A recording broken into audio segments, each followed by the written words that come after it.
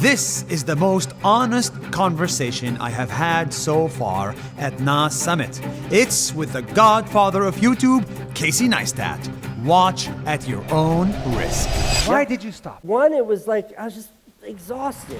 Why do you think people like you? Like, there's a lot of things that are unlikable about you. Wearing glasses, it's indoors, there's no sun. Why are you wearing glasses?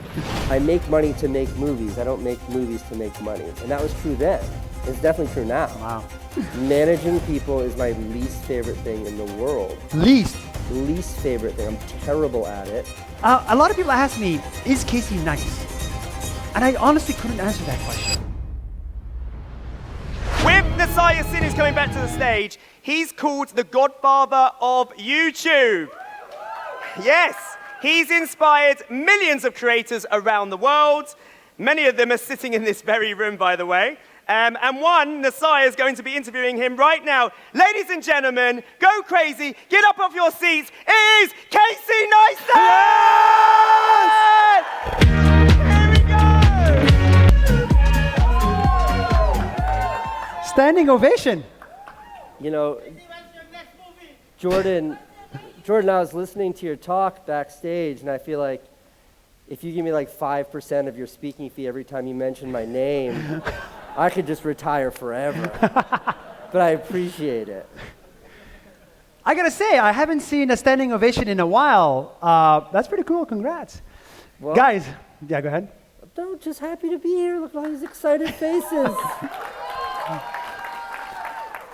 And So- also, wait, I don't mean to take over anything, but I just want to say what a big deal it is that Nas is doing this.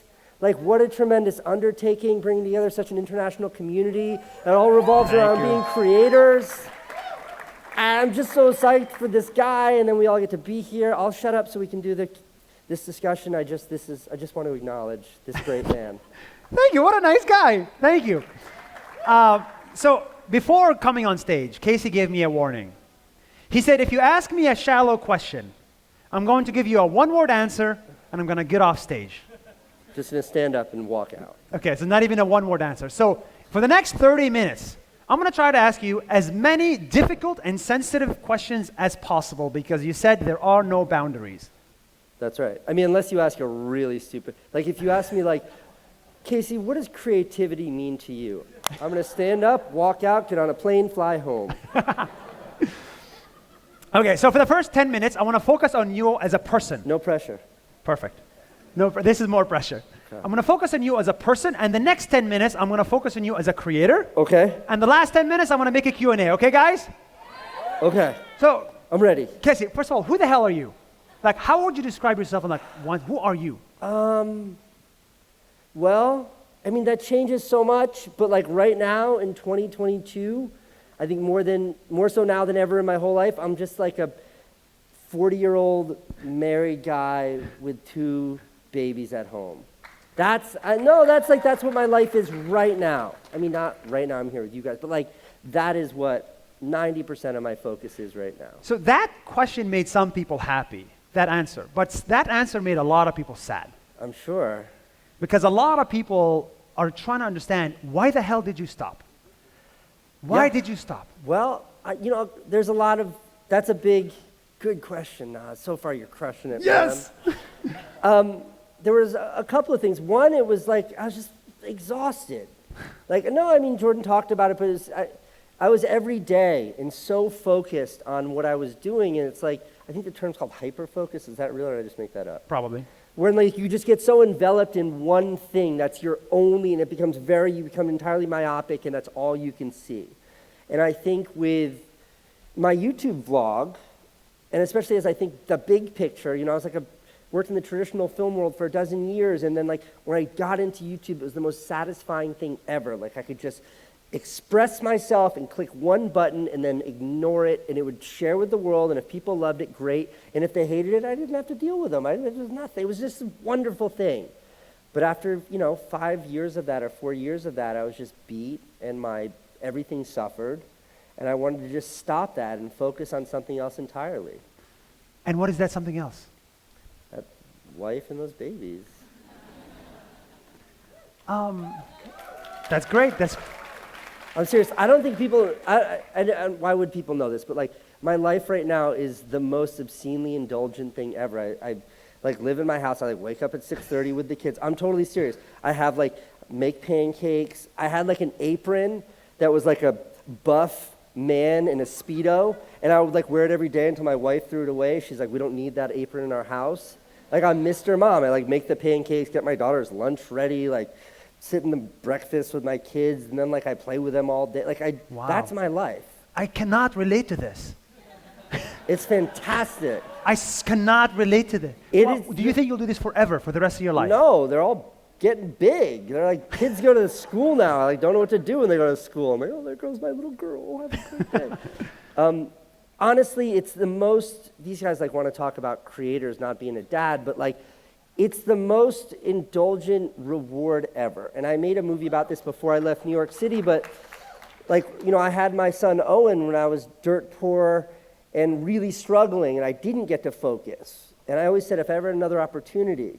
And then I realized when I was in New York City and I was 37 and I had these two babies, I was like, you know what, like, I think if I stop working forever, I'll probably be really broke, but I'm in a place where I can pump the brakes majorly and just do nothing but focus on these kids. Like, what does that feel like? And it was really special. And how long does that last for? The answer is like not very long, because, no, I mean it. Like when they go from being 6 months old to being 4 years old in school, like it really feels like that moment is already starting to fade away, and I'm already looking to sort of something more productive with my life, because that just is unsustainable. Okay, so there will be a comeback. That's good to know. I've always wondered this, Casey. You know, by the way, do you know that Nas Daily started because of you? I think you've told me that. It's I told a you big that before. honor. I'll tell you this again. I'm a huge Nas Daily fan. Me too. I saw this guy. He had a wife. I was single back then. He had a kid. I had no kids. And he was making daily content of 20 minutes and above, and he captured the hearts of New York. And he captured the heart of the world, and I looked at you and I said, if this guy can do it every day, then I can do it every day. Did you know that? I don't think anybody knows that. So thank you for doing it every day. Now my question to you is, Okay, ready. why do you think people like you? Like, there's a lot of things that are unlikable about you. Wearing glasses, it's indoors, there's no sun. Why are you wearing glasses? You know, Why is there a personality market fit? I mean, there's a bunch of really funny questions, but since we don't have a lot of time, I'll try to give you a serious one. I think it's the nature of those daily videos. I'm not that likable in person. I don't have any friends. People don't alienate people around me. Don't get near me, whatever you do. But those videos, like, I had a very specific mission, even though like they would change and some were really great and some were just so. And that mission was just sort of like, pluck one thing from my life today and tell that thing really, really well. And I think that by doing that, it felt like I was living an extraordinary life. And as fascinating and lucky of a guy as I am, I think my life is pretty normal, but I was just able to share that life in a way that felt extraordinary, that maybe was extraordinary. I would take something really mundane. I made like a 5-minute video about like my shower head. Like these videos, the subject matter was not earth-shattering. And I think to focus on things like that just felt so relatable in a world where like a lot of things really feel alienating. And I know for me, like the content that I relate to the most is stuff that I feel like I have some sort of relationship with. So I think that's why it wasn't just the videos, but there was a real relationship between me, the person, and the audience. I think, I don't know. Interesting. You know, Mr. Beast is a good friend of mine, and I talked to him so much about making YouTube videos, and he's so focused on the math and the metrics and the algorithms and all of that, and I never, ever look at any of that. I never have. Monetization wasn't even clicked on until I crossed 100 million views, which don't ever do that. It was really stupid. I could really use that money right now. But I never look at that. I don't want to understand why people like the videos. Like, that's when for me, they stop being an expression of creativity and they start to be something more transactional. The minute I'm optimizing my creativity for dollars, like I feel like I'm losing something. And that's not to take away from people like Mr. Beast, who's built an empire on doing just that. But for me, it was about something else, and I think the reason why there was such a strong relationship with the audience is because of that something else. Yes, people love your art, but you tried to become a businessman at some point in your life. You tried to build a tech company, Beam. You sold it to CNN for $25 million. You built another company, 368. You tried to become a businessman, right, and put the dollar first. How did that happen? How did that go? I mean, I don't think that's right. I think that the irony is, like, I started making my vlog because I was already building a business, and I thought it'd be an interesting thing for me to, I thought it'd be good subject matter. Like, the business is what yielded the videos, not the other way around, in that case. So it wasn't about, like I always said, I make money to make movies. I don't make movies to make money. And that was true then. It's definitely true now. Wow. You make money to make movies. You don't make movies to make money. Yeah. I used to wash dishes to make money. I was a bike messenger, so I could take that money and make videos. Like, I would do anything so I'd have enough money to be able to make a video. Did you want to build like a large organization, like a large company, tech company, media company? No, I hate employees. It's my least favorite thing. Managing people is my least favorite thing in the world. Least favorite thing. I'm terrible at it. Today, you guys know the great legend filmmaker Dan Mace. Dan Mace is right there. So Dan has somebody who works for him, a super talented young man with him today, and we were like, Dan and I went surfing today, so Dan asked Liam, who works for Dan, if he could film some shots of us surfing. This is garbage footage that we're using for nothing, just for fun. There's zero consequence, and it doesn't matter. I think I yelled at Liam today 45 times because he wasn't holding the tripod correctly. I'm not good at managing people. In fact, being my tech startup, the reason why we were so successful is because on day one, I had a business partner whose superpower in this world is management. Matt Hackett is a virtuoso when it comes to communication, interpersonal skills, all of those things, which meant I didn't have to do that. Wow. And that's how I was able to build businesses. Paul, who still operates 368 successfully. You know Paul? Yes. Tremendous guy when it comes to operations like that. I hate operations like that. So, you know, when we made a video together 4 years ago. Yeah. By the way, thank you for saying yes to making the video. I was a fan then. What? I was a fan. Thank you, man. Oh, it's such an honor. Nas. That's an honor. A lot of people ask me, is Casey nice? And I honestly couldn't answer that question. No. Because look, I'm going to play you a no. video. In the video, can I just do the iPad real quick? I'm going to show you like an example, okay? This is a video we made together. Is the audio on? Never be Nas. You want me to pantomime it? The shot isn't even level. You guys do your thing. Wait, what is going to be level? It's not level. Look at how you treated me. You guys do your thing. Wait, look at how you treated me when I was kind of like your employees for one day. Okay? Be Casey. And I could never be Nas. Is infuriating. The shot isn't even level. You guys do your thing. Wait, what do you mean level? It's not level. Look at the background. It's not level. It's skewed. Look at this line. It's yellow, not clean. It's like very tiny. It's a tiny thing. Now it's level. This story is not about. It's difficult to work with you. You know, there's a truth in life, and that's that when someone, the greatest insult you could bestow on someone, like if someone were to ever ask me, like, what's that guy Nas like? And my response was, he's nice. There is no greater, that means you have nothing interesting to say about that person. I would never say that about you, Nas. I care about you way too much to ever say you're nice.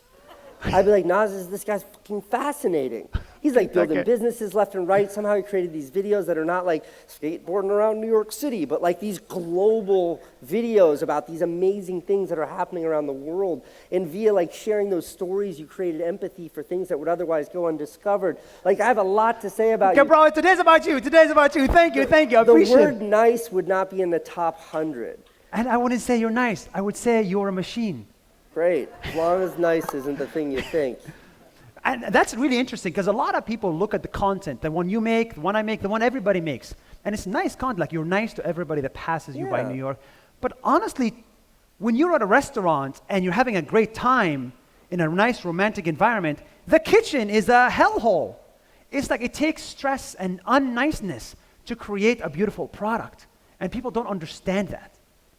You know, I have a rule in life, which is never hire someone. This is just a total non sequitur. Never hire an employee or get into a relationship with someone who has not worked in a restaurant, Because if you haven't worked in a restaurant, you don't know how life is. My wife was a waitress, she was a bartender, she was a manager. I've washed dishes, I was a cook, I was a bouncer, I've been a busboy. I know how it is. Casey, I'm going to shift and talk to you as a creator. Okay. Okay? What the hell is going on with the world? You made a lot of videos that are 10 minutes, 20 minutes. Back then we had time for you. But now the world is going to 1 minute, 30 seconds, TikToks. Where do you stand on this?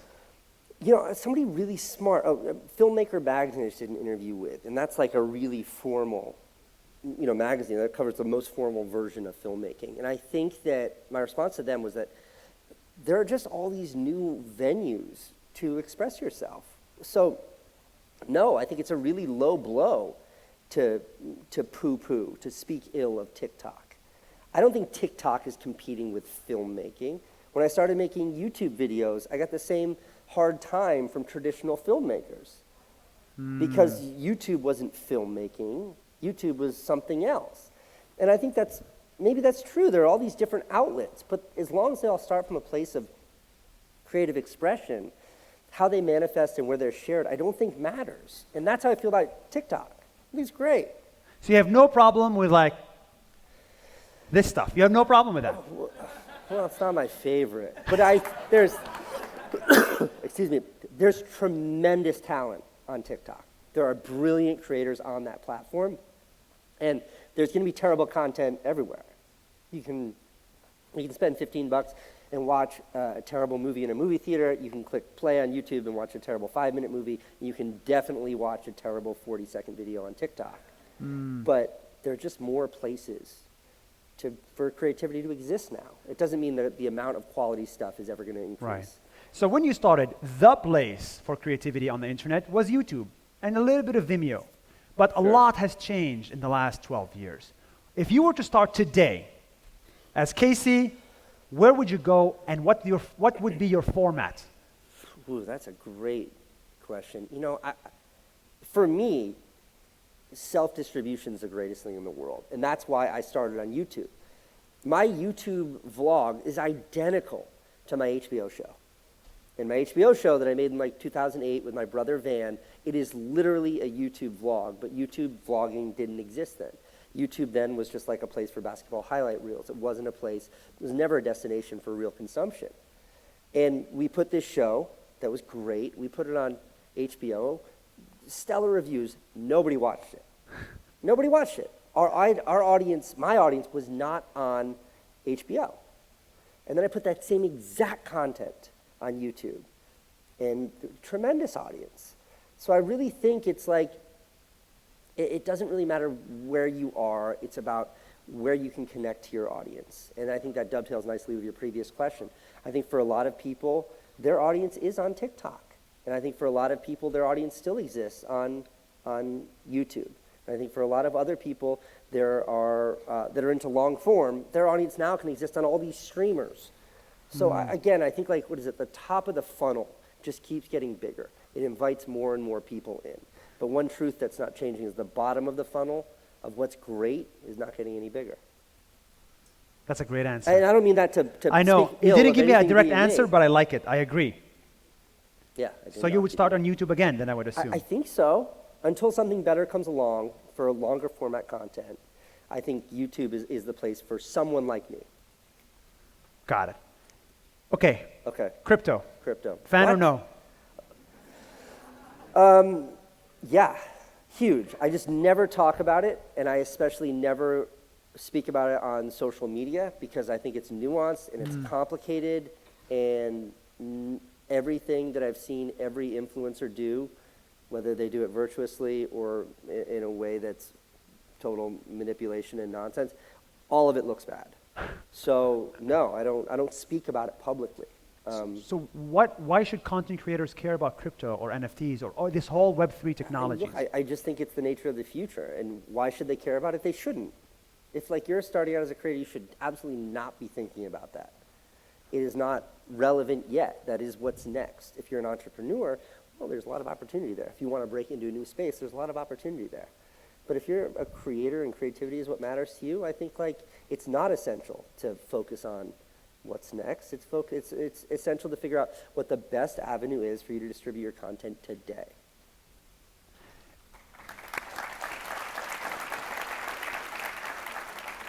Got it. You know, I want to try to involve the audience a little bit because I don't think you realize. I'll tell you why I don't like the fact that you're now a father and a husband. Whoa, easy there, Nas. Where are you going with this one?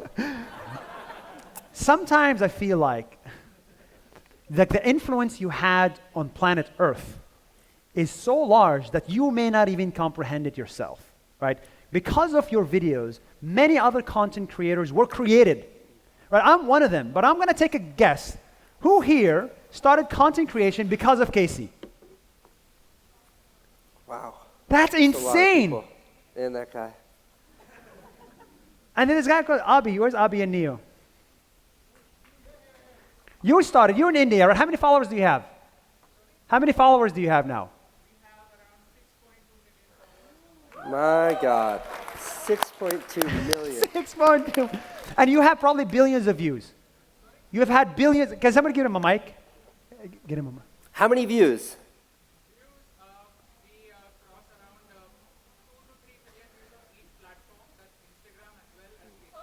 Total views. Yeah, come on, give us the number. Number of views, 10 million per video combined.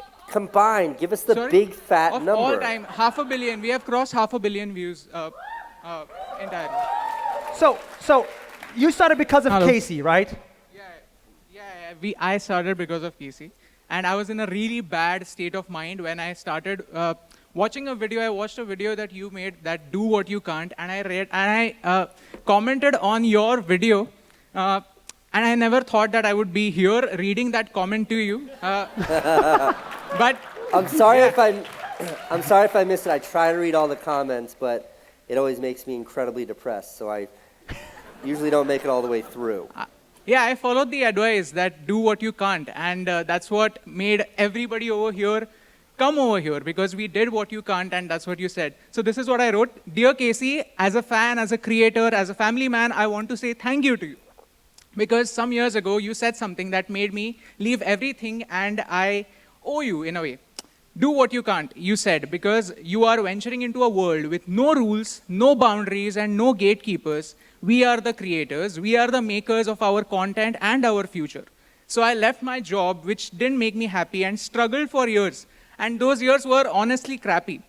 But somewhere I felt I can have a day with all the traffic lights turning green when I'm in a hurry, as you said in a video. But I have to say this, thank you, Casey. You showed me and millions of others that having a voice is possible. Because please don't stop making content, whether it's in form of videos, documentaries, movies, or just scribbles on a notepad. I don't care, because I feel a connection with whatever you have to share. So thank you, Casey, because what you do matters.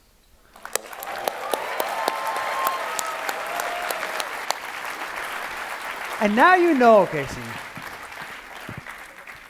Well, it's always nice to hear. Thank you. And congratulations.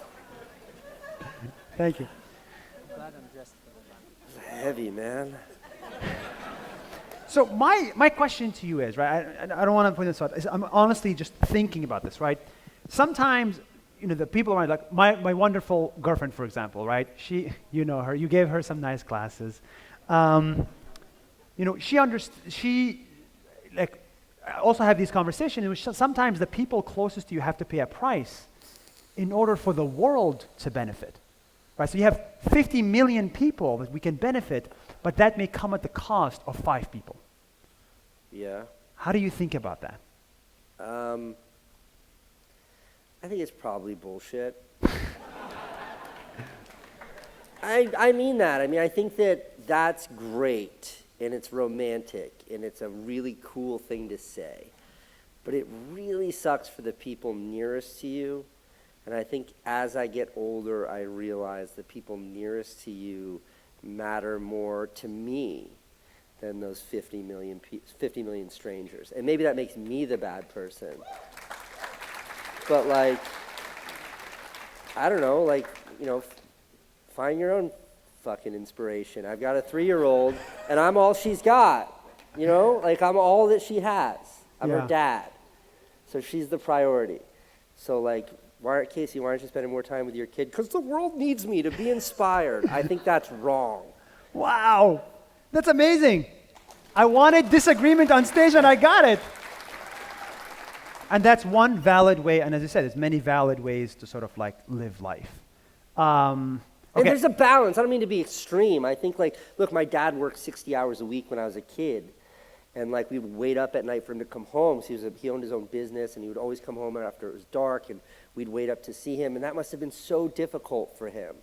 And I don't think his jobs, like selling used restaurant supplies, was trying to change the world.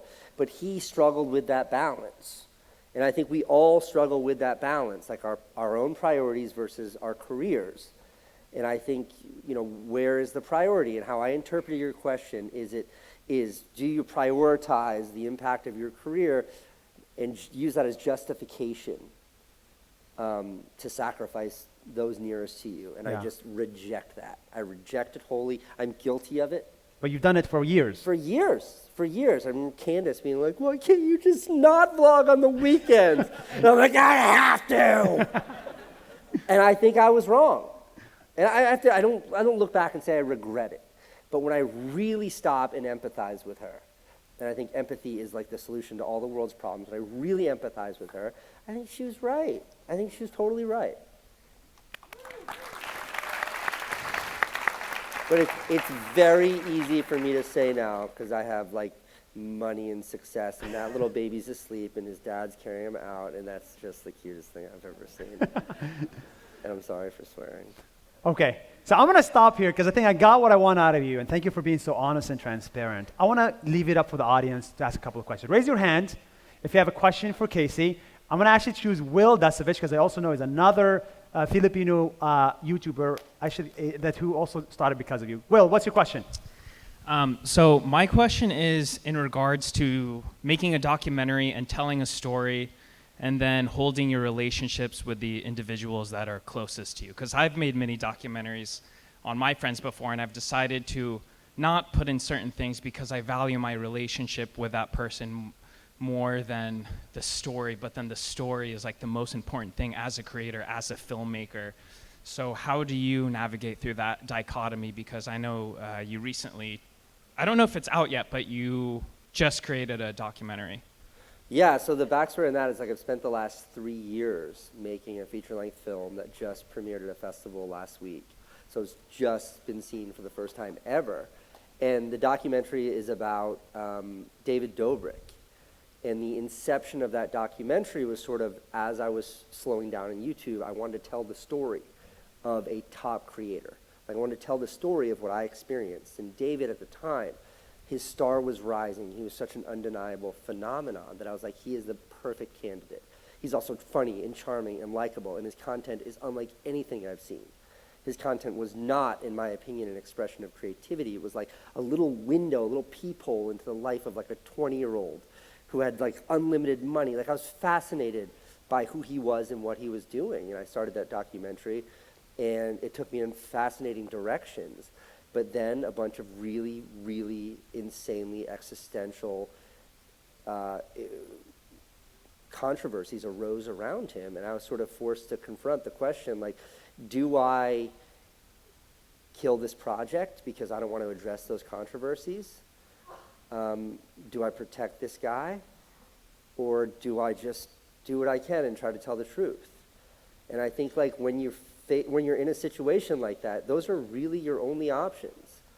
And I think at the end of the day, telling the truth is the only way you can leave your own integrity intact. And like, integrity is really fucking expensive, but it's really hard to sleep at night if you compromise that integrity.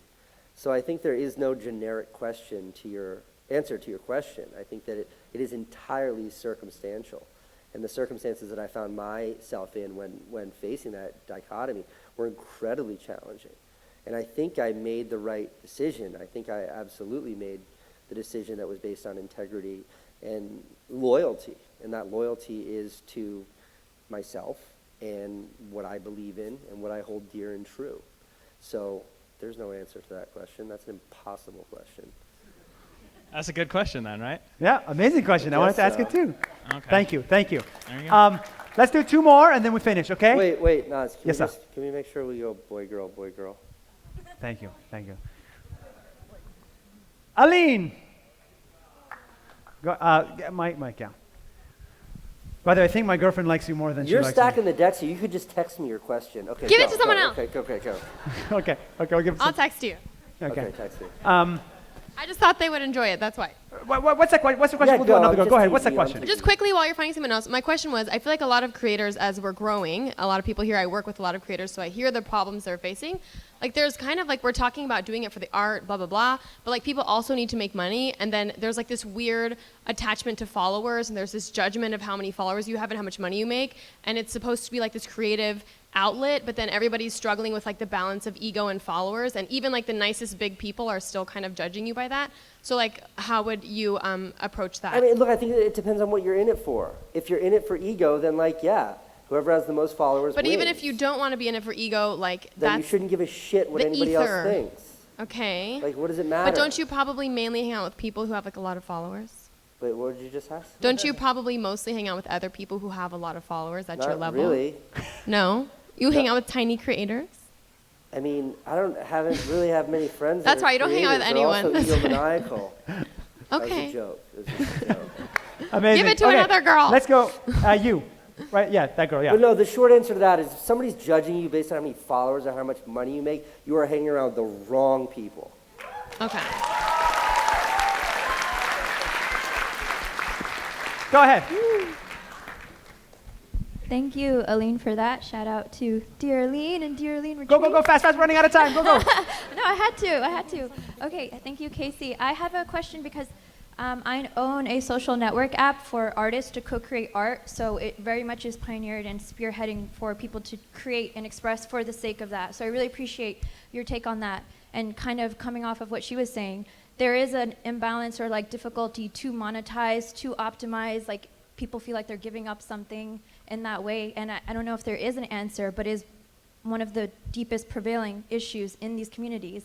And I was wondering, how did you kind of find that for yourself? What helped you? I know it's like just create for the sake of creating, and that's kind of what we're repeatedly told, but I don't see like the actual way for creators to be able to do it without feeling like they're missing out on it. Do you know what I mean, look, I only have like really hard answers for that, which is like, you know, not everybody gets to make a living at this. Like, I want to be a professional basketball player, but I'm terrible at basketball. I'll never get paid to play basketball, and that sucks. But I still play basketball because I love it, and that's why I do it. And like before I ever made 1 penny off of making videos, I still made videos every single day. So some people are really lucky and they get to make a living at it, and I think something really optimistic is we're seeing those opportunities just get bigger and bigger and bigger. You asked before about TikTok. I think like so many of the creators that are really thriving on TikTok and making a living at it would never have been able to do that on YouTube. I think that Nas Daily only worked on Facebook. Like we talked about this when we first met. I'm like, dude, why aren't you on YouTube? You were right. Like 1-minute videos at that time wouldn't have worked on YouTube. It was something about scrolling down, seeing your fucking face pop up that I'm like, what does this guy have to say today? Like, it worked. And I think that like we are seeing the opportunities just get more and more vast, and that's wonderful. And I think that we'll continue to see that get bigger and bigger and bigger. But it doesn't mean that everybody, this isn't egalitarian, like this isn't fair. This is a meritocracy or something more sinister than that. Like this is, only some people win here, and it's not always based on who's the best or the smartest or who makes the best content or who's the best artist. There's other weird things at play. I know it's not a satisfying answer. No, but I think actually it was. it was. Thank you. Okay, let's do last one by a guy. That's it? Can we keep this going? This is Okay, so let's keep going. Let's go. satisfying. I got Okay. nothing else to do tonight. That guy seems to be very excited. Go ahead. Pink shirt. You can just say it. I'll hear it loud and clear. Well, Hey guys, great to meet you, Asher. Casey, you spoke about the power of Web3 and Nas is a big part of the summit, etc. I've been in the space for 6 years now, so I'm curious to know from your opinion, right? Like I've seen a lot of bullshit projects. Most of them are, coming and going. So from your perspective, where do you see Web3 helping creators? And I ask that as someone who's building a startup for content creators. We're building a platform that pays content creators to use independent artists' music in their videos, and then allows them to invest in those independent artists as they get more viral through music NFTs. So I'm curious to know from your perspective, where are some really, really powerful ways that you see Web3 helping creators, and how can they get involved? The super short answer is I have no idea. The long answer is I do think decentralization generically is going to empower the creator in ways that we've never seen before. I think some of the biggest gatekeepers right now are the platforms themselves. I think that YouTube still with their demonetization, and I think they're trying to do the right thing. I genuinely, especially YouTube, because I know those people. Right. I know them personally. They're good people. Right. And they're trying their best, and they're still getting it wrong. And I think TikTok, I mean it, and I think TikTok, same. And I think Twitter is trying to do it in a way that makes sense and probably protects all of us, but it still feels weird and political. Sure. And I think they'll always be criticized for that, even though I think they're doing a good job of it. Yeah. And I think that like all of that is going to go away because of decentralization. And I think that's really exciting. You're not just going to own your content, but you're going to own the distribution as well. But I also see it like as a really scary Pandora's box. For sure. Because there's going to be really dark sides to that. Of course. But the short on Web3 and why I hate talking about it is that I think like this might be a really old reference for this young audience, but it's like it's 1999 right now, and we're trying to figure out what's going to work on the internet. Pets.com. And everything looks like Pets.com. And like, why did one stupid online bookstore work and everything else fail? I have no idea. Maybe Bezos was just smarter than everybody else. But if you asked any of those entrepreneurs in 1999 what the future of e-commerce looks like, there's no way they could have predicted it would manifest as it is now. And I think we're in a very, very similar place with Web3. And I'm just not smart enough to see that future. So I just say respectfully. I think you said it right before, the same way that you create content and you realize an emotional connection is what really brings the viewership and people to engage. It's the same way that Web3 will bring true users and true utility, right? Yeah, I hope so. I don't know. Awesome. Okay, let's take it from a woman. Okay, right there. Oh, no, behind you. Sorry, it's behind you. She was so excited, too. That was such a great wave. Go ahead, go. Okay. Yeah, we can. Okay. There's many independent content creators here, like myself on YouTube, and we start to see the traction coming. But then how do you go from grinding every day, putting the content out, to really building something bigger? Do you go on Upwork and start hiring a team? Do you go with a YouTube management company? Do you join a company like Jelly Smack that's going to help distribute your content? What would you say, when there's so many different routes you can take to grow, would be your recommendation? That's going a great from question. independent. It's a really good question, and I'm so skeptical of anybody that says they can get you more views and those sorts of anybody who comes to you and says that they can get you to where they want to be, I'm always skeptical of. So I don't understand that side of the equation. I do know that like the only thing that you can do is whatever's unique to you. So if you can find smarter people who understand other things better, and what I mean by that is like I genuinely don't care about things like thumbnails. I genuinely don't care about optimization. I don't care about tags. I've never cared about any of that stuff. But Casey, this is bad advice. I know. But I know people who do. And I talk to them about that sort of stuff. Like now, and this is coming from a position of privilege that's very hard to get to, but it's like, I don't know the brands anymore because I stopped paying attention. So I work with somebody who connects me with brands, who thinks there's a good alignment there. Same as Ben. Ben's much better than that than I am. And that's like, to say my answer much more concisely, it's like, what you do that makes you unique is the nucleus. It's the sun. And whether it's a brand deal or optimizing for monetization or whatever, but those are all sort of satellites that rotate around your sun. So the only thing you can really control well is to get that sun to burn as hot as possible. And then just hire somebody, find people, whoever you think's smarter, advice. It's very, very easy to say, very hard to do. But get that sun as hot as possible, and those questions become much easier to answer. So then after a video editor, what's your first hire? I've never hired an editor ever in my entire life. Sorry, you're a bad example of this. For many content creators, if they are hiring a video editor, or if you're not even, what would you say? Who is the person that you're looking for? Yeah, I can answer that. Get a video editor, then get an executive assistant. Okay? Do the things you should never do. Never use your calendar. Never worry about logistics. Never book a hotel. Save time so that you can focus on creativity. That's my answer. That's not my answer. Yeah, I know it's not your answer. That's the answer she needs. Yeah, I don't know. The answer is there's no generic answer to that question. Your needs are only your needs, and they're different from the other 599 people in here. So any generic answer to that very specific question is one that should be met with skepticism. You have to understand, like, the square box that is your needs needs a perfect peg that fits in there, and that's what works for Nas and what's the most important to him, and I respect that. I hate having an assistant. It slows me down so much. How are they supposed to know what airplane seat to fly in? I've been on 10,000 planes. I know every plane on every airline in the country. And I hire some assistant for like $25 an hour, and they know better than I know. They've been to Orlando once. So it's what works best for you. So Casey, what was your first hire? Let's do next. Let's give more opportunity to others to ask. Exactly. Thank you. Let's see this kid. Go. Don't screw this up, kid. Hurry, go. Microphone. That's a great question. How did I decide to start YouTube? What?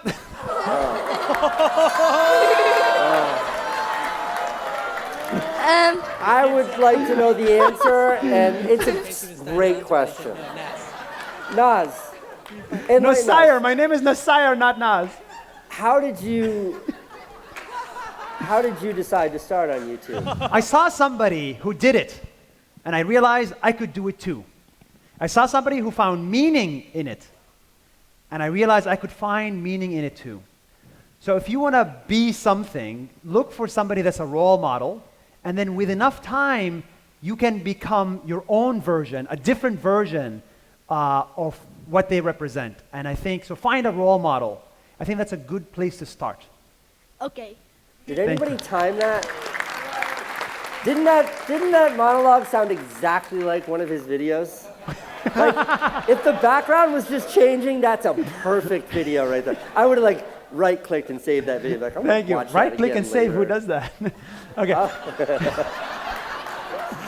Your age is showing, my friend. Oh man. Let's do last question from a woman right there at the end. That person at the end. Yes. Go ahead. Yes, right there. That woman. Yeah. You get a mic. Because we're running out of time, Casey. We got a schedule. Hi, Casey. I'm asking this question for a very dear sister of mine. She couldn't be here, but I really feel that she has a lot of self-doubt. I feel like she's a great content creator, but at the same time, she can make a lot of great films. But I think youngsters like her kind of pull herself back. So what kind of advice do you have for her, as a content creator? Generic question will get a generic answer. No, I think that's a good question. How do you overcome self-doubt? Is that the question? Yes, that's right. No, because it's real. Like when Homeboy in the red pants was telling his story about that comment that he wrote, and I was like, I don't read all the comments. Like, I get affected when I read a negative comment. Like, you do? I cannot handle it. I have not looked at my comments. What's the biggest criticism of you? Here's the thing. Anybody here who's ever posted on YouTube knows this. It's really easy to dismiss comments that are BS. But when you read that one negative comment and there's a hint of truth to it, and you know they're right, look, making 7 videos a week is really hard. Doing it for like 800 days in a row is even harder. And there are definitely some of my daily vlogs that I knew were weaker than others. Someday you just strike gold and it'd be this great story about like getting your drone off the roof or something. And then some days I didn't have much going on. I tried my best, but I still released it. And when somebody would be like, you can tell when Casey has nothing interesting to say, I'd be like, man, that hurts. How did she know I have nothing interesting to say? So overcoming that is really, really hard. And I think doing it in a vacuum is probably the best way to get better at it. Like, never read your comments. Never read your comments. Look, that's a very controversial thing to say, but that idea of like post and ghost, I did not come up with that. I did not come up with that. But that idea of just posting, it's powerful. Wow. Like a friend of mine did that thing on Twitter where like, you can't respond unless you follow her. And I'm like, wow, that takes guts. She probably sleeps really well at night. Wow. You never read but you know, when I was starting, I actually kind of criticized you for this. I was like, Casey is too arrogant to create a piece of content and never engage with his audience. I never engage with the But audience. it's a one-way conversation, bro. It's supposed to be a two-way conversation. I disagree. My YouTube channel is a fascist dictatorship, not a democracy.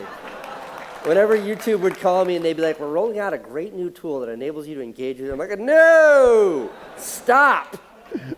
Like live screenings, whatever the hell it's called, where you can like chat with people as they watch your premiere. I'm like, not this guy. Even like my doc, like last week we premiered it at a big film festival in the United States in Texas. And they're like, you have to be there for the premiere. And I was like, do I have to be there for the premiere? Like sitting in a room watching my own videos? Cringe. Much rather just click post, go to bed. Wow. Last thing, Casey, you're a big fan of Dubai? Huge fan of Dubai. Do you know that you can surf here? And I'm not talking some weird like indoor Dubai nonsense. I mean like, they have actual, I had no idea. So this morning we called this guy and we're like, can you surf in Dubai? And he's like, no, there's no surfing in Dubai. I've never seen a wave in a year. So we hung up and then went surfing, like real waves here with like other surfers, shortboard waves in Dubai. What was your question?